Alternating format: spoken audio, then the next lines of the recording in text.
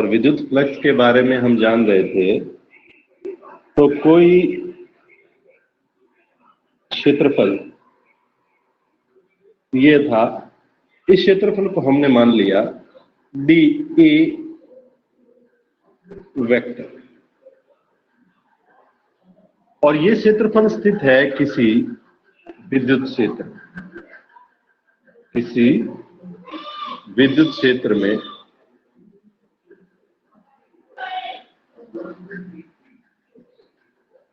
और ये मान लेते हैं इस वर्ताकार क्षेत्रफल का व्यास है और ये इसका केंद्र है। थोड़ा सा बढ़िया से समझ में आएगा।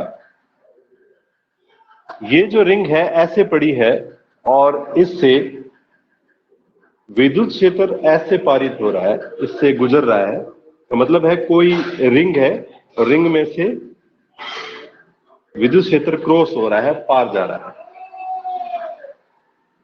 तो इस कंडीशन में इसका जो क्षेत्रफल सदिश होगा उसकी दिशा भी यही रहेगी।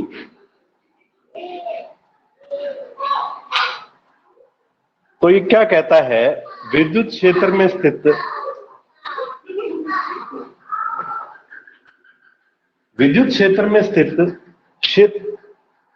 किसी क्षेत्रफल से गुजरने वाली विद्युत बल रेखाओं की संख्या को या विद्युत क्षेत्र रेखाओं की संख्या को विद्युत फ्लक्स कहा जाता है।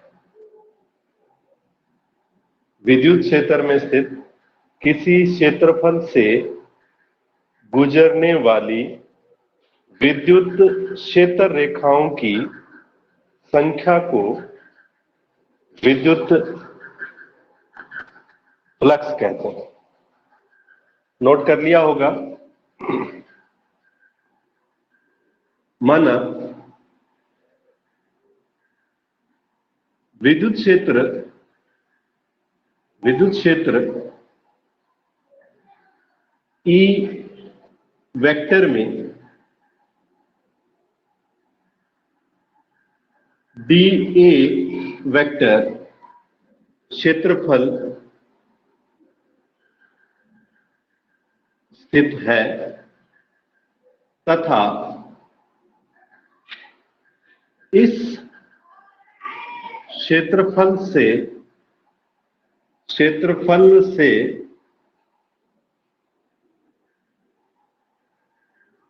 अभिलंबवत गुजरने वाला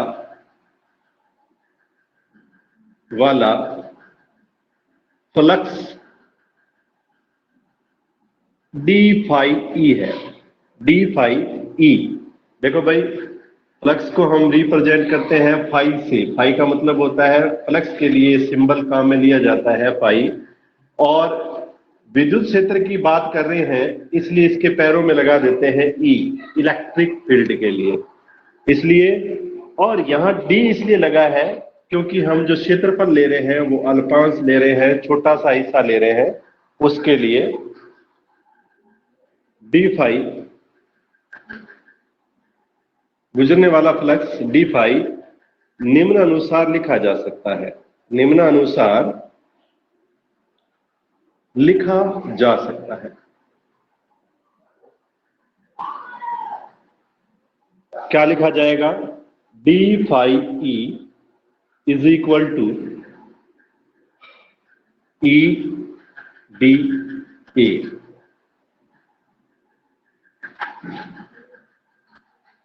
अर्थात, मैं लिखा देता हूं, अर्थात यदि कोई क्षेत्रफल, यदि किसी विद्युत क्षेत्र में स्थित क्षेत्रफल से विद्युत क्षेत्र रेखाएं अभिलंबवत पारित होती है तो गुजरने वाला विद्युत फ्लक्स विद्युत क्षेत्र की तीव्रता के परिमाण तथा क्षेत्रफल सदिश के परिमाण के गुणनफल के बराबर होता है। कंडीशन क्या है?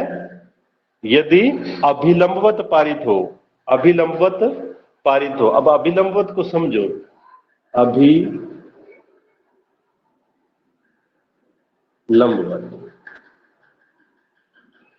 अभिलंबवत को समझना। अभिलंबवत का मतलब है कि क्षेत्रफल जो क्षेत्रफल सदिश है वो ऐसे है, मतलब क्षेत्रफल ऐसे पड़ा है और विद्युत क्षेत्र रेखाएं ऐसे गुजर रही है।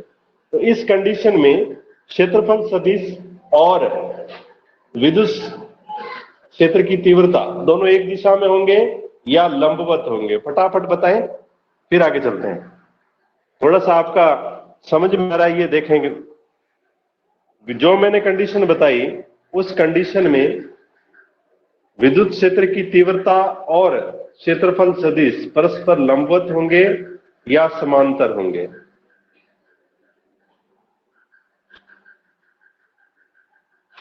कमेंट करें जल्द से जल्द, फिर आगे चलें।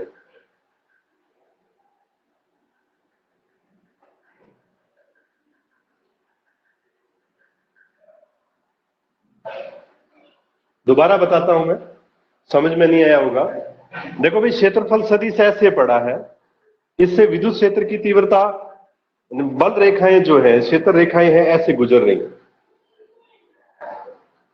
अब क्षेत्रफल जो है विद्युत क्षेत्र की तीव्रता के क्या है? अभिलंबवत है, मतलब 90 डिग्री पे है। अभिलंबवत का मतलब 90 डिग्री पे।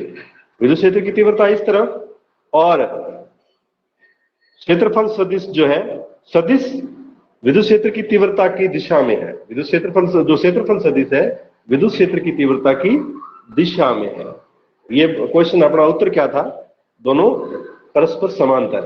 क्षेत्रफल सदिश, आपको बात बताई थी, यदि हम इसको क्षेत्रफल मान लें तो इसकी दिशा इसके लंबवत रहेगी। तो ये क्षेत्रफल है, इसकी दिशा इसके लंबवत रहेगी और इसी दिशा में चूंकि ये विद्युत क्षेत्र की दिशा है तो दोनों एक दूसरे के समांतर रहेंगे। दोनों एक दूसरे के क्या रहेंगे? समांतर रहेंगे। तो आपने इसमें लिखना है, यदि विद्युत क्षेत्र रेखाएं क्षेत्रफल के अभिलंबवत पारित होती हैं, यदि विद्युत क्षेत्र रेखाएं क्षेत्रफल से अभिलंबवत पारित होती हैं तो निर्गत फ्लक्स विद्युत क्षेत्र की तीव्रता के परिमाण तथा क्षेत्रफल सदिश के परिमाण के गुणनफल के बराबर होता है। ये बात आप लिख लें और ये बात अपने आगे इसको प्रूव करेंगे कैसे होगा। ये इसको हम सिद्ध भी करेंगे आगे इसी टॉपिक के अंदर। अभी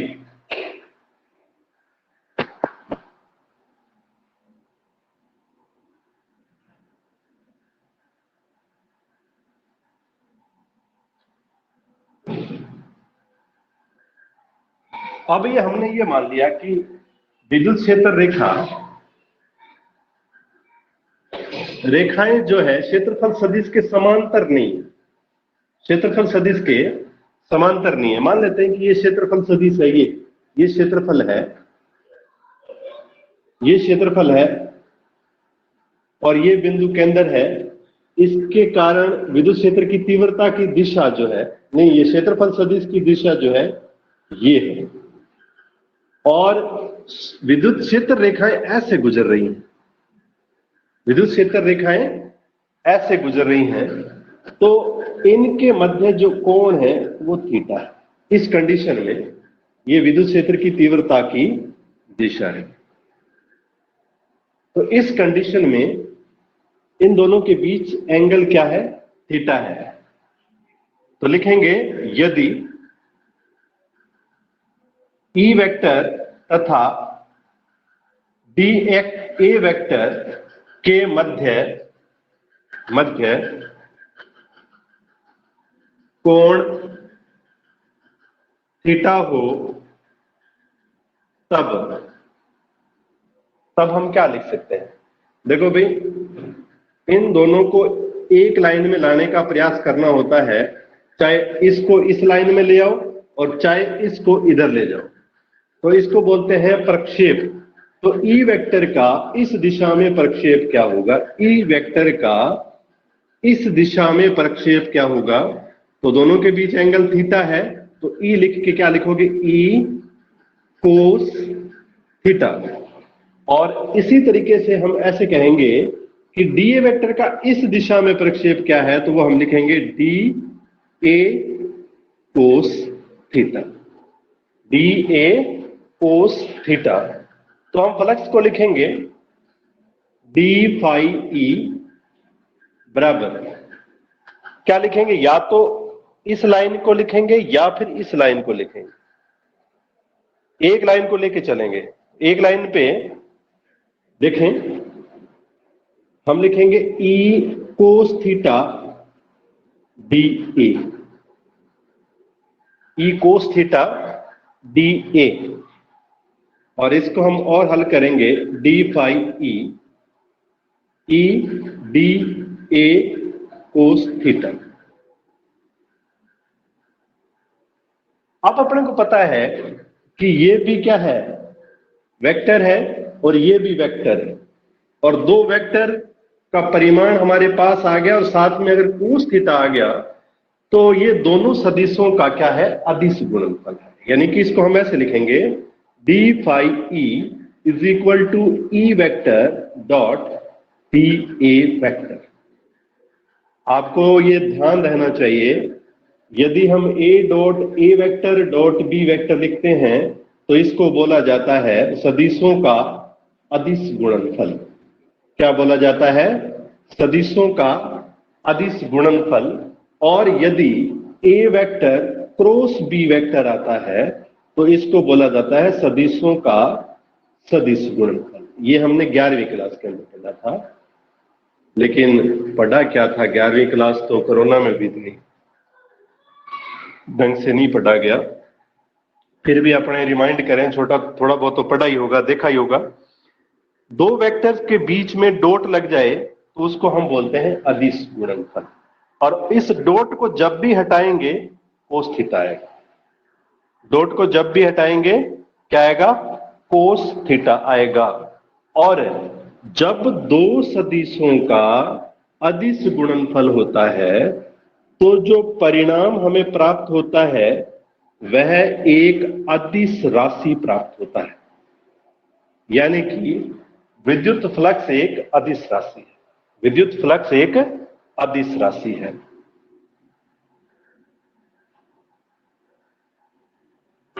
तो एक इस इक्वेशन के बारे में थोड़ा सा नोट करें, तो लिखें यदि ई सदिश तथा डीए सदिश के मध्य कोण थीटा हो तब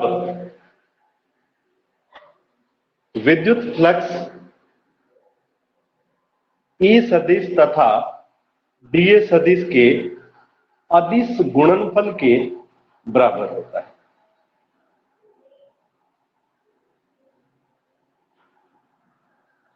यदि ई सदिश तथा डीए सदिश के मध्य कोण थीटा हो तब ई सदिश तब विद्युत फ्लक्स ई सदिश तथा डीए सदिश का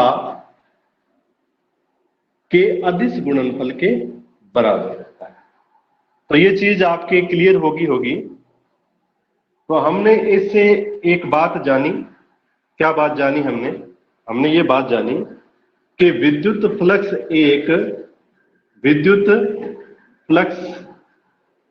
एक भूल गया मैं, आप बताओ सदिश राशि होती है एक अदिश राशि, फटाक से कमेंट डालो।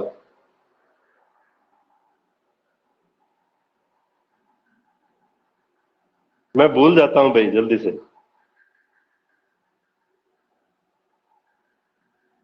विद्युत फ्लक्स एक सदिश राशि है या अदिश राशि है? वेरी गुड वेरी गुड, दो बच्चों के जवाब आए, जल्द से जल्द भेजें। Karima very good, Sukhdev very good very good very good, बहुत अच्छा भाई, सभी के अच्छे आ रहे हैं। तो आपको पक्का याद हो जाना चाहिए कि विद्युत फ्लक्स एक अदिश राशि, विद्युत फ्लक्स एक अदिश राशि है। बहुत अच्छी बात है, आपको याद हो गया। अब हम विद्युत फ्लक्स का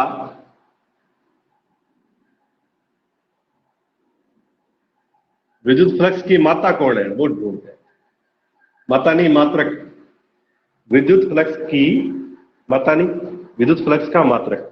मात्रक क्या होगा, देखो भी हमने अभी एक फॉर्मूला लिखा था D phi E is equal to E D E, starting में लिखा था, और साथ में कोस थीटा लिखा तो कोई दिक्कत नहीं है। अब देखो भी कोस थीटा ये मात्रक विहीन है, क्या है, मात्रक विहीन है। क्यों मात्रक विहीन है, ये भी पता होना चाहिए भी ये कोस थीटा मात्रक विहीन क्यों है, कैसे पता लगा।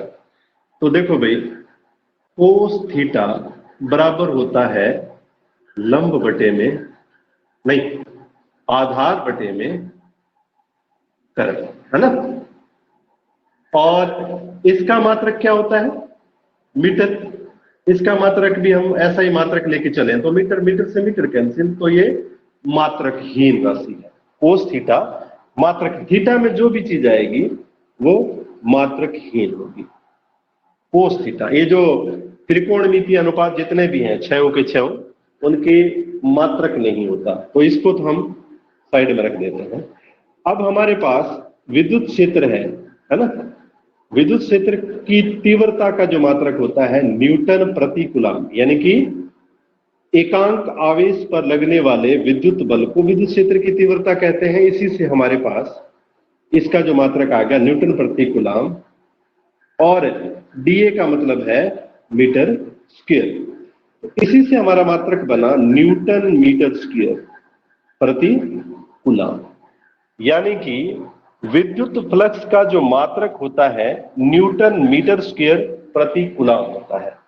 याद रहेगा, बहुत आसान है। देखो भाई हमने दोबारा से एक समझ लेते हैं,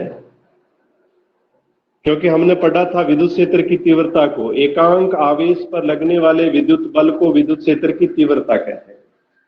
एकांक धनावेश पर लगने वाले विद्युत बल को विद्युत क्षेत्र की तीव्रता कहते हैं। और बल का मात्रक होता है न्यूटन, आवेश का मात्रक होता है कूलम, तो हमने ई की जगह लिख लिया न्यूटन प्रति कूलम। और ये जो डी ए है, ए का मतलब होता है क्षेत्रफल, और क्षेत्रफल क्या होता है, लंबाई गुणा चौड़ाई। तो लंबाई गुणा चौड़ाई, लंबाई मीटर में होती है, चौड़ाई भी मीटर में होती है, तो मीटर दो बार आ गया, मीटर की स्क्वायर लगी, तो यहां पे मीटर स्क्वायर हो गया। ठीक है, इस तरीके से ये मात्रक आ गया। ये मात्रक को हम समझे हैं। इसके बाद हम बात करते हैं विमा की। विमा को भी हम बढ़िया तरीके से समझेंगे, समझ के लिखना है, याद करने का प्रयास बहुत कम करना है। यदि हम समझ जाते हैं किसी भी कंसेप्ट को तो कभी भी भूलेंगे नहीं, बढ़िया से। कोई बात नहीं, थोड़ा पढ़ें, लेकिन जो पढ़े वो हमेशा याद रहे। अब हम बात करते हैं विमा की।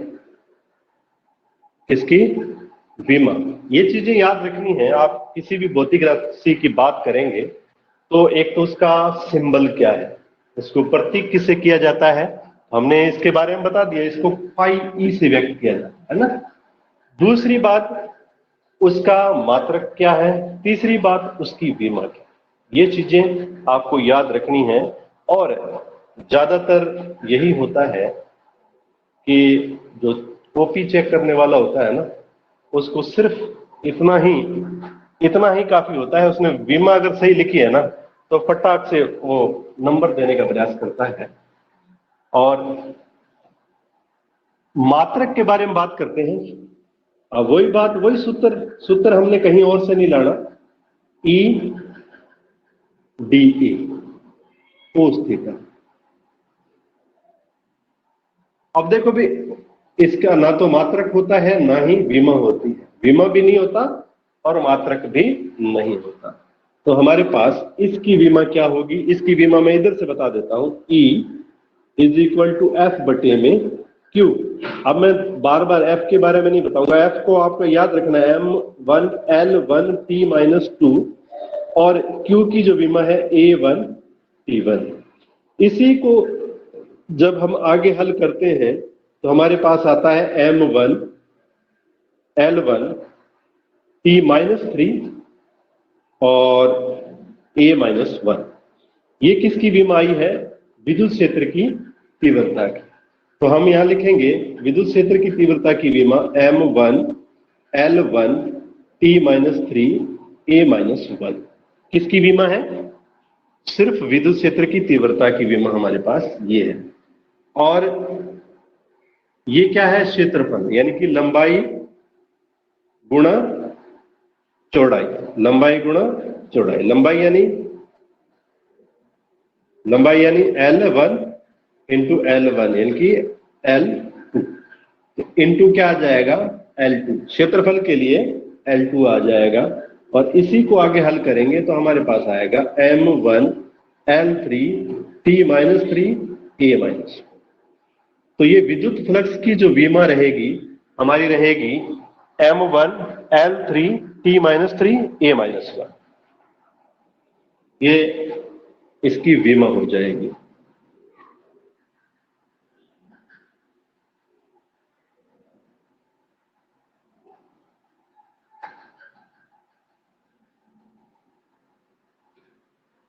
विद्युत फ्लक्स की निर्भरता। विद्युत फ्लक्स निर्भर किस किस पे करता है, इसके बारे में बात।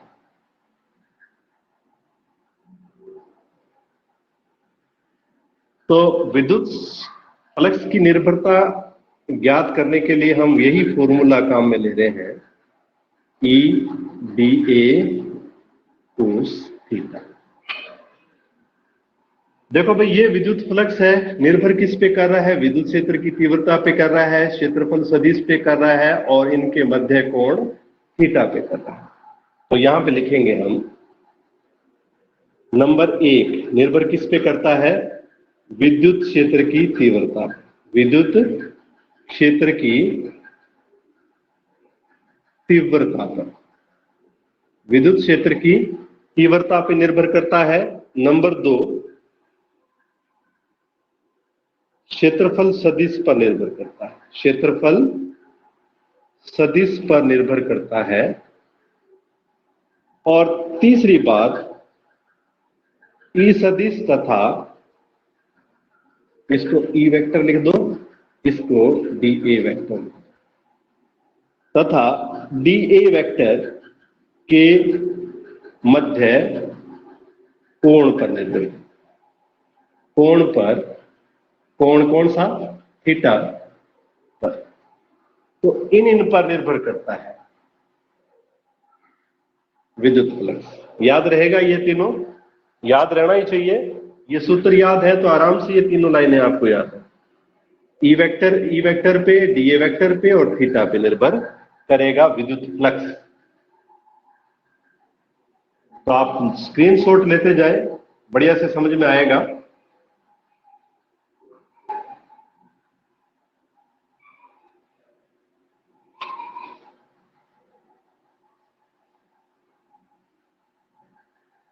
अब देखो, यदि ई वेक्टर को मैं नियत कर दूं, ई वेक्टर को नियत रखा जाए और डीए वेक्टर को भी नियत रखा जाए, ये दोनों नियत रहें और परिवर्तन सिर्फ इसमें किया जाए। इसमें क्या किया जाए? परिवर्तन किया जाए। तो थीटा पर निर्भरता कैसे होती है, इसके बारे में हम चर्चा करेंगे। तो आप लिखें, जब विद्युत क्षेत्र की तीव्रता तथा क्षेत्रफल सदिश को नियत रखा जाए,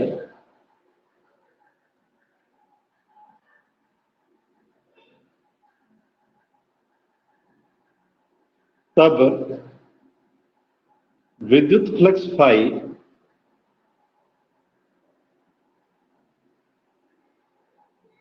कोण थीटा पर निम्न प्रकार से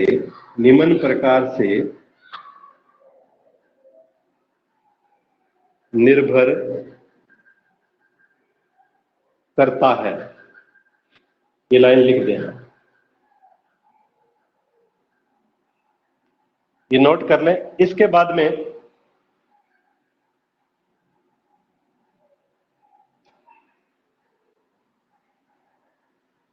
इसके 3 केस है। पहला केस समझेंगे हम, ये नोट कर लिया होगा या आप स्क्रीनशॉट ले लें। केस फर्स्ट, पहला केस फर्स्ट क्या कहता है? जब क्षेत्रफल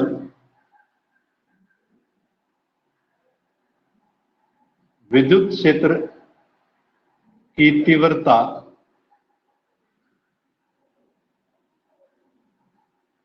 के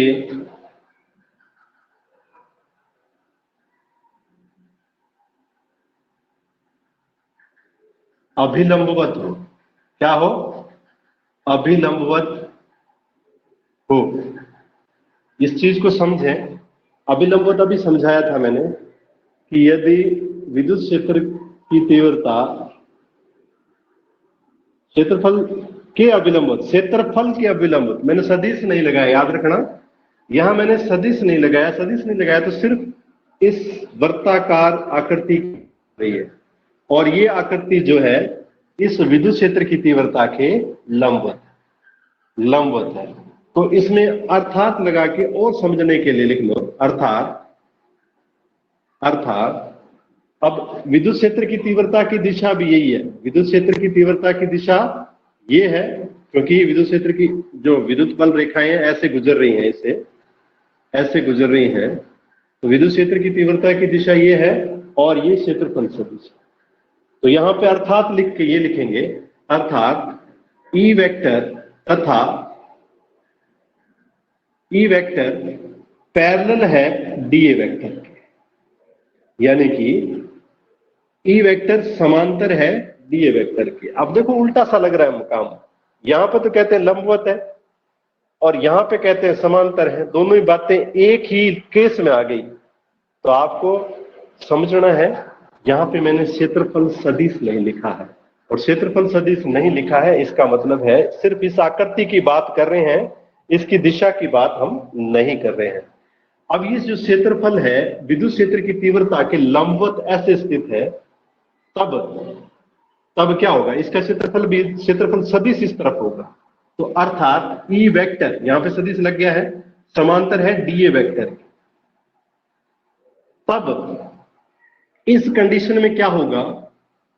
ई वेक्टर और डीए वेक्टर एक दूसरे के समांतर है, तो थीटा क्या होगा? थीटा होगा 0 डिग्री। थीटा क्या होगा? 0 डिग्री। और जब थीटा 0 डिग्री होगा तो फ्लक्स क्या होगा?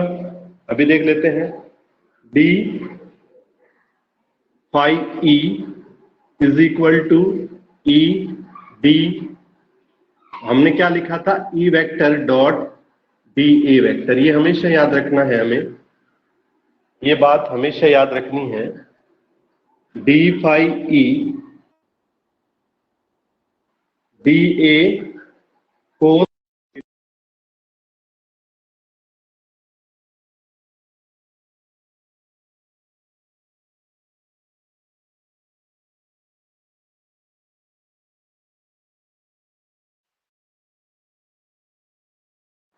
हाँ, सबको आवाज आ रही होगी, बीच में कॉल आ गई थी एक। आवाज आ रही है तो कमेंट करें जल्द से जल्द, फिर आगे चलते हैं।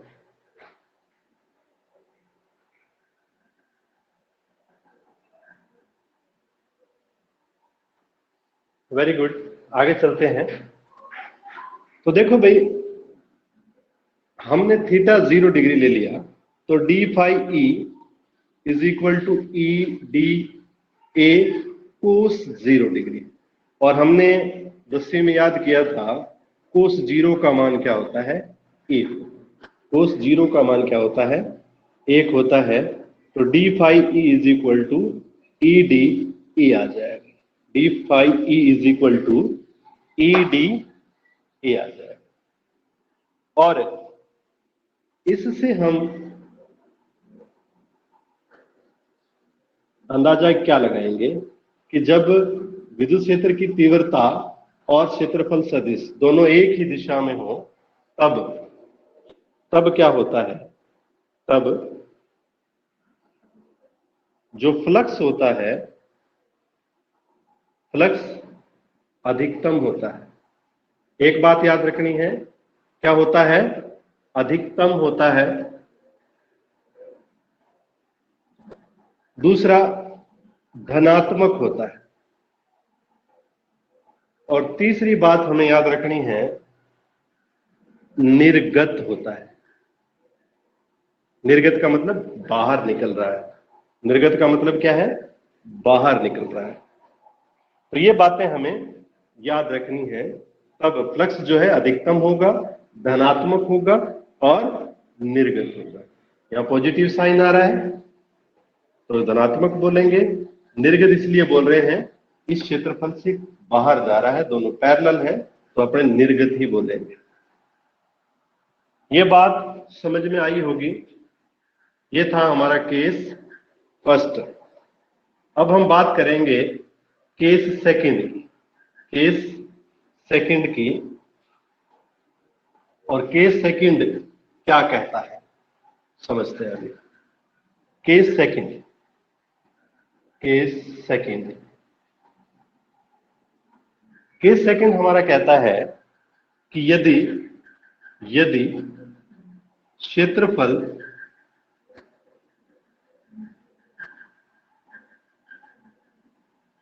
विद्युत क्षेत्र की तीव्रता, मैं शॉर्ट में लिख रहा हूं, तीव्रता के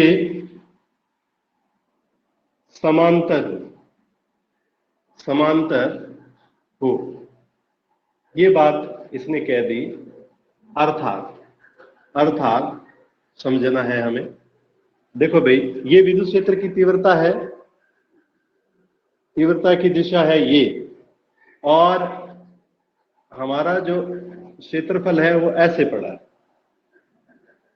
क्षेत्रफल कैसे पड़ा है, ऐसे, यानी कि ये विद्युत क्षेत्र की तीव्रता की दिशा है और क्षेत्रफल पड़ा है ऐसे। तो इसमें से क्या विद्युत क्षेत्र बल क्षेत्र रेखाएं गुजरेंगी, देखते हैं। हमारा चित्र तो ये कह रहा है नहीं गुजरेगी, क्या सूत्र भी कहेगा, देखते हैं। अर्थात ई वेक्टर, अब देखो क्षेत्रफल सदिश इस तरफ हो गया, क्षेत्रफल सदिश डीए वेक्टर जो है इस तरफ हो गया, ई वेक्टर जो है इस तरफ हो गया। दोनों के बीच एंगल कितने डिग्री का हो गया, 90 डिग्री का। अर्थात ई वेक्टर परपेंडिकुलर है डीए वेक्टर के, और इस स्थिति में थीटा बराबर 90 डिग्री। फिर अतः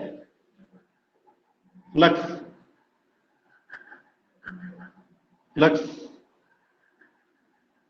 डी फाई ई बराबर, फ्लक्स डी फाई ई बराबर ई वेक्टर डॉट डीए वेक्टर। इसको फिर से हल करेंगे, वही बात है, डीए कोस थीटा आएगा और थीटा की हम वैल्यू रखेंगे यहां से, तो E D A cos 90 degree आ जाएगा। और कोस 90 डिग्री हमने 10वीं में पढ़ा था, एक होता है। क्या मैंने सही लिखा है, नहीं लिखा है तो आप सही लिखें, मैंने शायद सही नहीं लिखा है, मैं भूल गया हूं।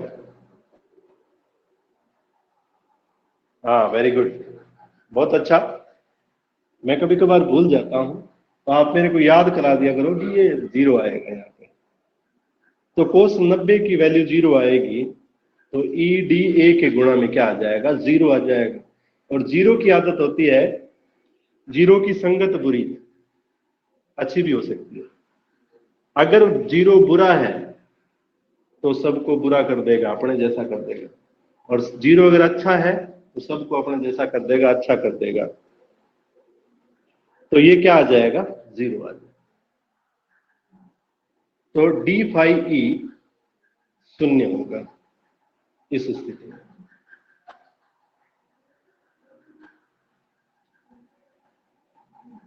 इस स्थिति में जो फ्लक्स होगा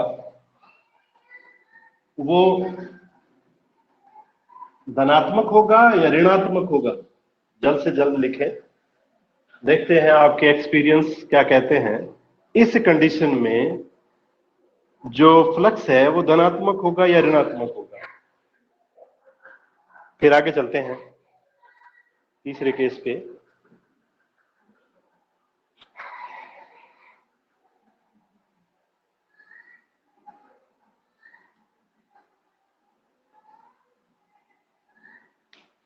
एक कमेंट आ गया है, छोटू चोनिया।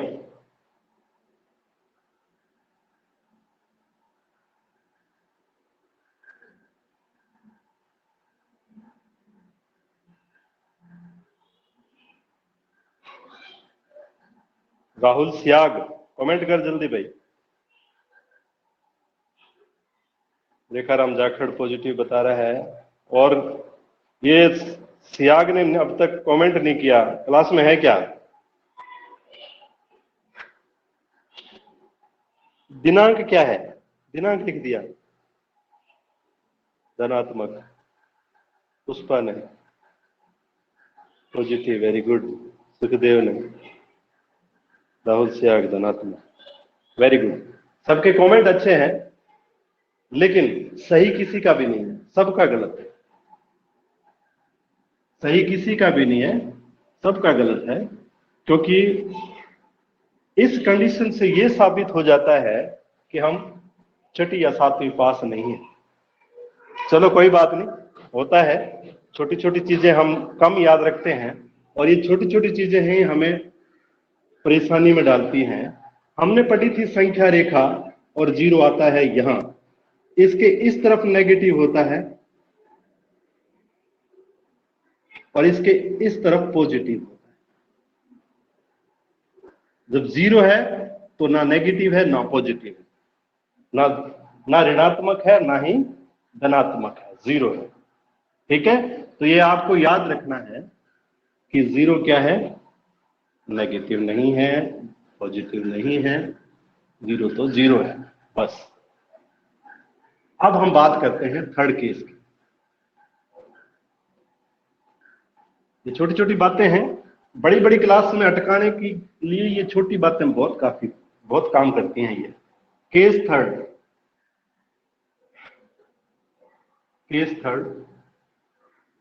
तीसरा केस ये कहता है कि जब ई वेक्टर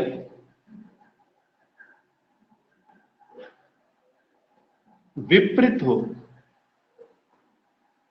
दिए वेक्टर के,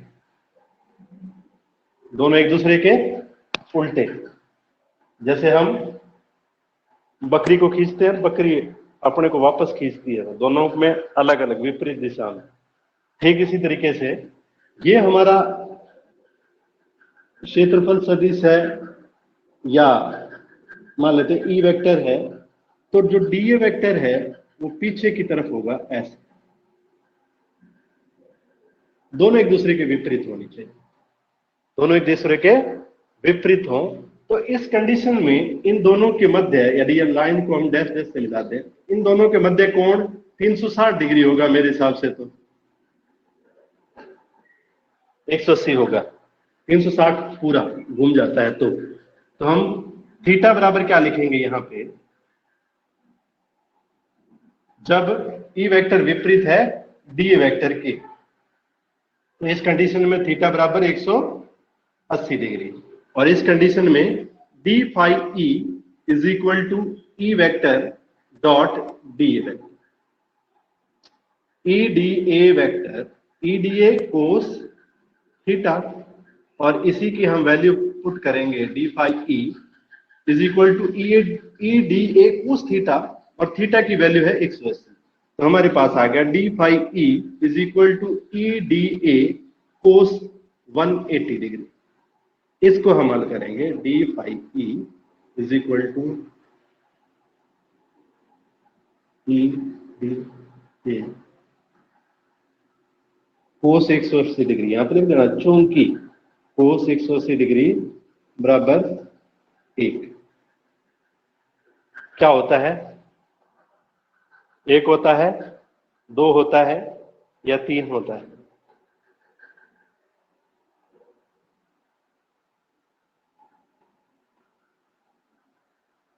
कोस 180 डिग्री 0,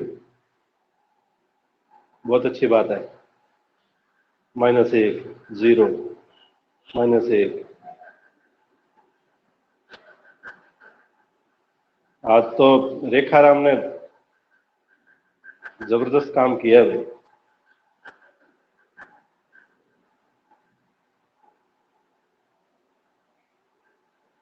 राहुल से आग सही है।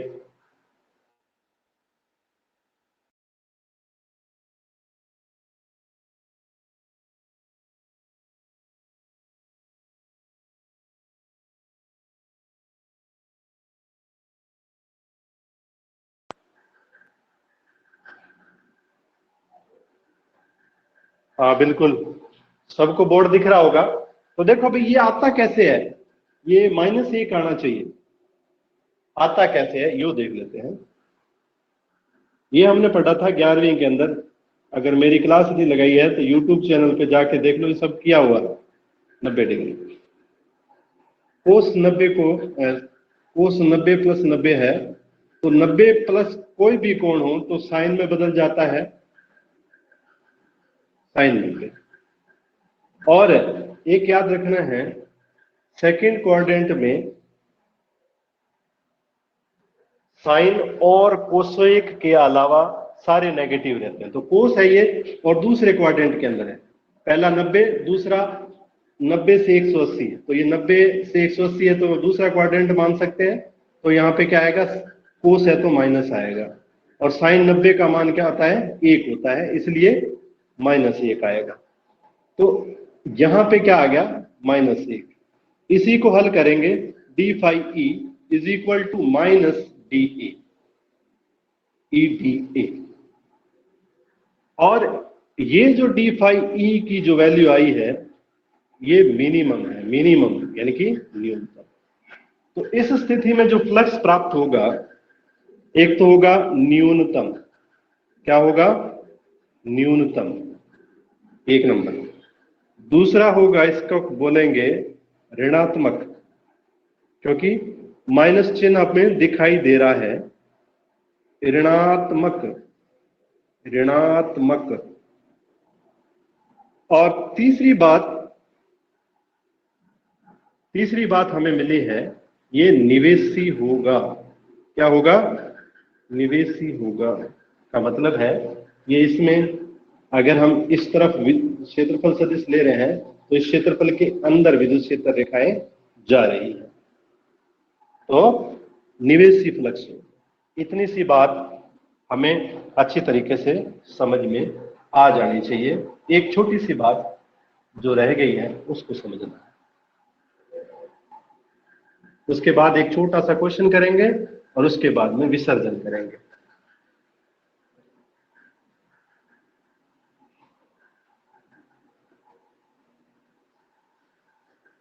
चलो, अब हम कर रहे हैं एक छोटी सी बात जो बतानी रह गई थी, कि यदि कोई पृष्ठ ऐसे हो, वक्र पृष्ठ हो, तो हम तो अल्पांश लेंगे। क्या लेंगे, अल्पांश। और इस तरीके से इसके अंदर कई अल्पांश बन जाएंगे।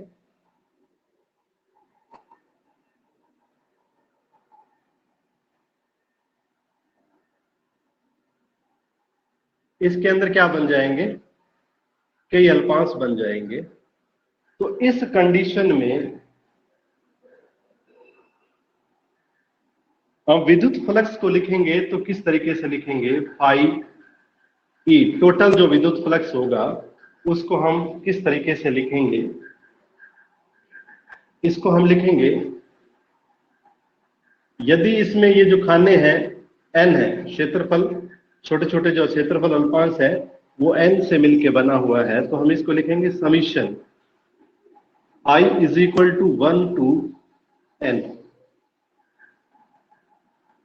ई vector dot D A I vector. देखो भी इसमें विद्युत क्षेत्र नहीं बदल रहा है, विद्युत क्षेत्र की तीव्रता नहीं बदल रही है, सिर्फ क्षेत्रफल बदल रहे हैं। इसका DA1, DA2, DA3, DA4, DA5 इनका सबका जोड़ कर देंगे तो सब फ्लक्स आ जाएगा। तो हमने ये लिख दिया। और इसमें भी यदि ये कंडीशन हो DIA टेंड्स टू 0 का मतलब है कि ये जो खाना है बहुत छोटा बहुत छोटा बहुत छोटा, तब जो समीशन है वो समीशन जो है वो कन्वर्ट हो जाता है समाकलन में। समीशन किस में कन्वर्ट हो जाएगा? समाकलन में। कंडीशन क्या है? जब DIA टेंड्स टू 0, जीरो का इसका मतलब समझो, DIA टेंड्स टू 0 का मतलब ये होता है कि जीरो नहीं है, जीरो के नजदीक है, जीरो नहीं है, जीरो के नजदीक है, तो समीशन कन्वर्ट हो जाएगा समाकलन में। तो हमारे पास आएगा phi E is equal to integration S for surface E vector dot D. ये हमारे पास कंडीशन आ जाएगी। ये छोटी सी बात रह गई थी, ये चीज आपको बढ़िया तरीके से अब समझ में आ गई होगी। अब अगर अब भी नहीं आई हो तो आप मेरे को बता देना भी हाँ ये चीज हमें समझ में नहीं आई और ये कैसे हुआ। सब प्रश्नों के आपके उत्तरों के लिए हमेशा तत्पर तैयार रहूंगा मैं, और आपको प्रश्नों के जवाब देके मेरी तैयारी बढ़िया होगी। मेरे को देखना ज्यादा पड़ेगा, ढूंढना पड़ेगा। तो आपकी जो समस्याएं हैं मेरे को व्हाट्सएप पे डाला करो कि ये कैसे हो गया, ये किस तरीके से आया। तो ये तो था विद्युत फ्लक्स, और हमने बढ़िया तरीके से सारा कुछ कर लिया है। अब हम सिर्फ 2 क्वेश्चन देखेंगे, और उन क्वेश्चनों को आप देखो अपनी स्क्रीन पे और अपने कॉपी में नोट करो। जल्द से जल्द आप अपनी कॉपी में नोट करें।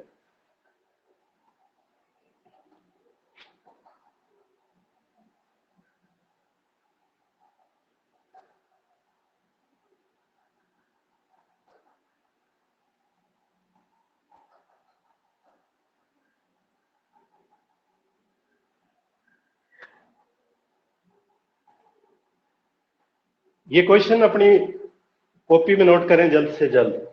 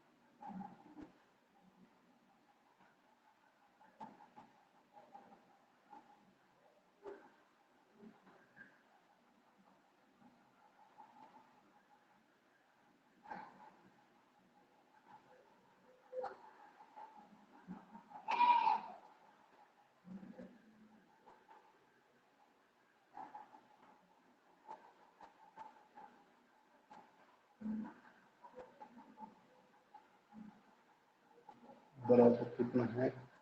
20 न्यूटन।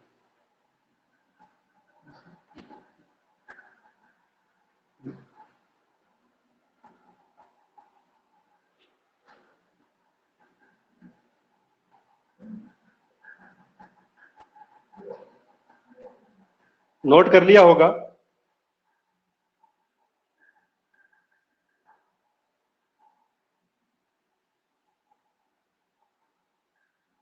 वापस बोर्ड पे आ जाएं।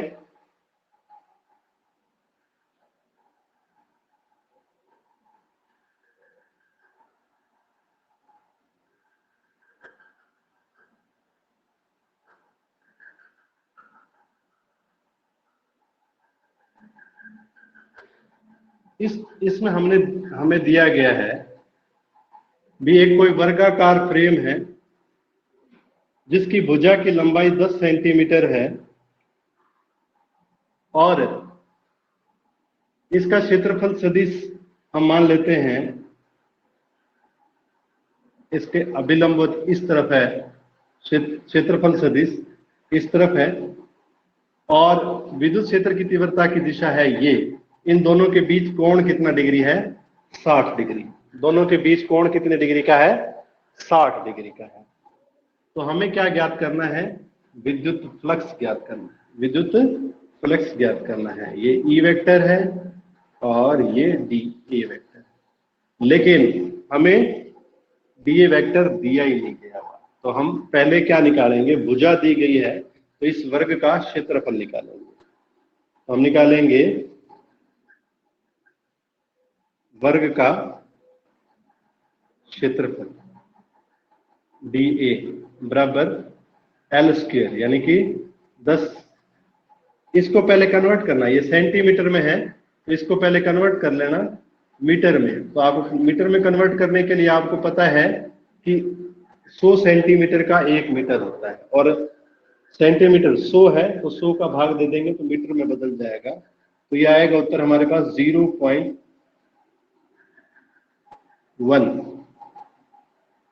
मीटर।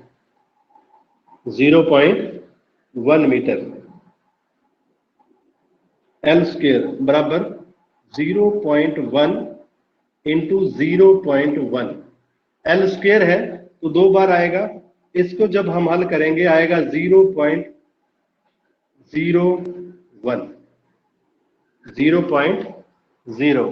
L square. ये एल स्क्वायर किसके बराबर है? डी ए के बराबर। अब हमने वो सूत्र लिखना है, d phi E is equal to E D A cos theta. E हमारे पास है 20, डी ए हमारे पास आ गया 0.01 और कोस 60 डिग्री।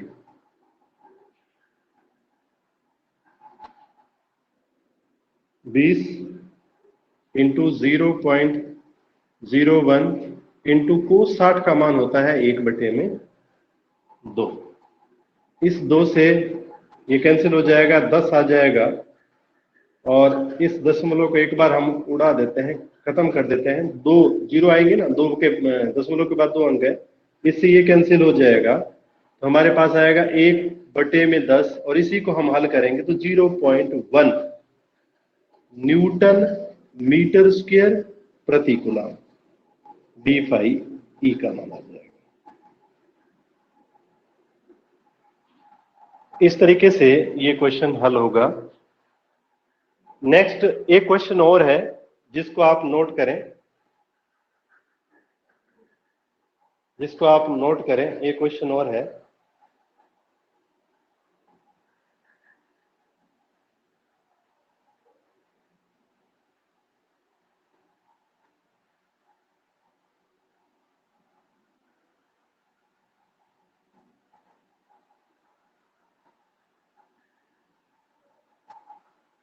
ये क्वेश्चन है, जल्द से जल्द अपनी कॉपी में नोट करो, फिर आगे चलते हैं।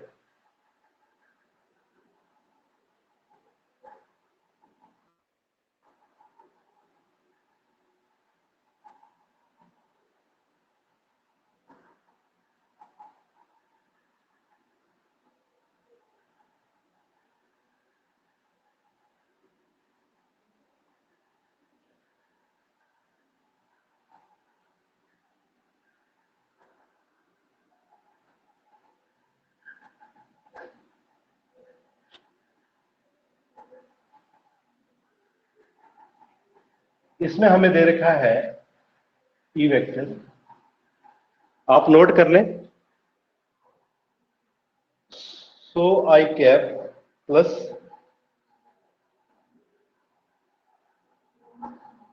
$300 जे कैप,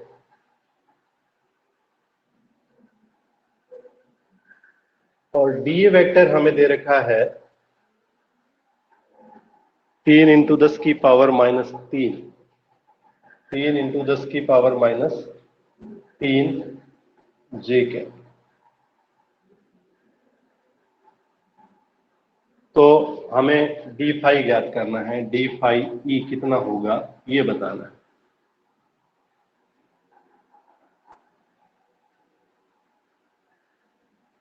ठीक है, आपने नोट कर लिया। अब ये क्वेश्चन मैंने भी नोट कर दिया, बोर्ड पे देख लो।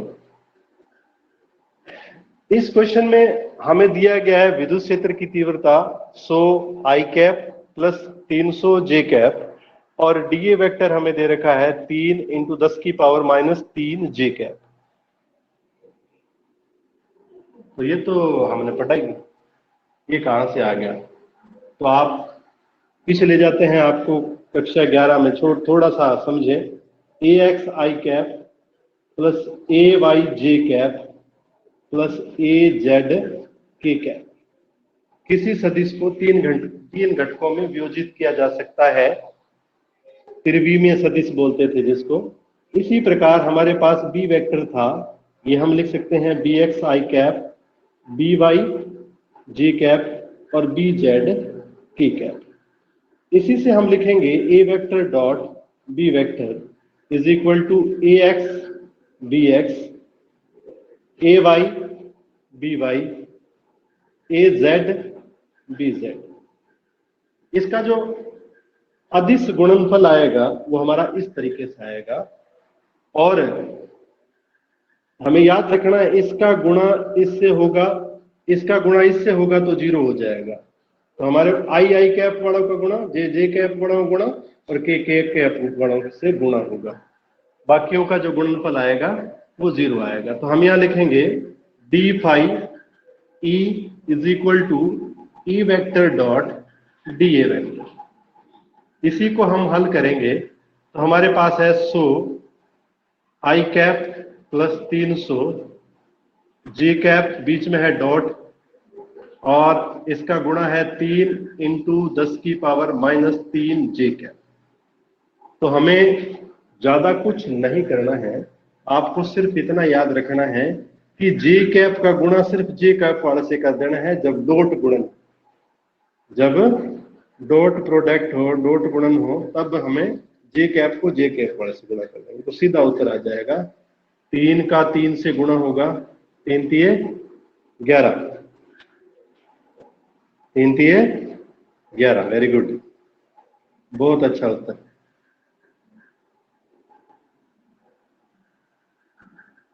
और हमारा आ जाएगा न्यूटन मीटर स्क्वायर प्रति कूलम।